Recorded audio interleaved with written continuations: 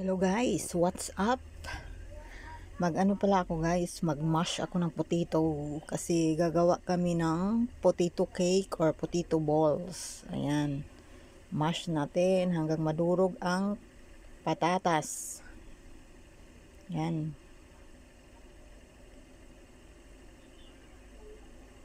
Tingnan nyo lang guys hanggang sa huli kung ano ang gagawin. Pwede rin kayo gumawa nito sa inyong bahay. Diba? Yun lang, mahirap talaga siya, talagang todo effort. Yan. Malakas ang pagpukpok. Kailan mayroon din kayong ganyan. Kung wala naman din siguro, pwede na siguro kamay. Na guys, malapit na siyang madurog. Meron pa. Marami pang marami pa pala. Yan. Hanggang sa magiging fine po siya guys. Yung katulad nung sa sa KFC. Diba mayroon silang mga mashed potato with chicken. Ito maganda din.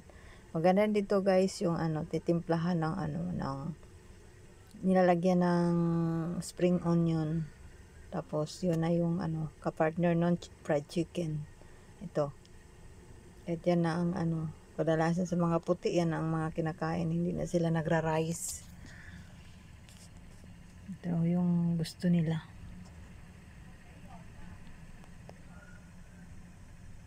Diba? Ang hirap din magpukpukin guys Tok-tok.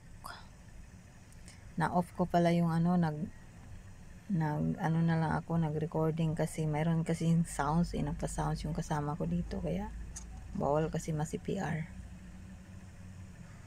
Yan, nag-record na lang ako ng sarili kong boses. Yan, malapit na rin talaga guys. Ayan.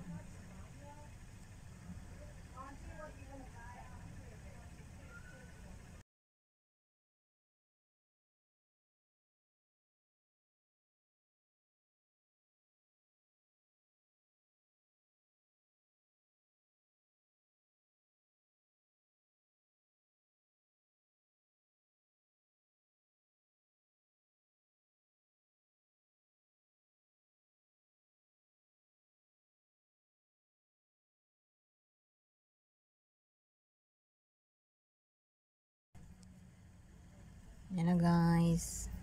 Tapos na rin ako at saka ito na ginisa na minced pork na may shrimp din siya.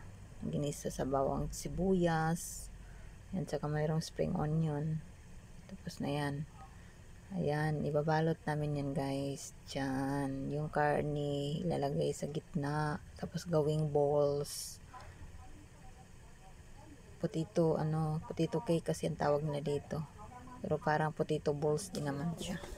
Mag-gloves ako kayo para hindi didikit sa kamay. Diyan lang kayo guys. Tingin lang kayo guys kung anong gagawin ko guys.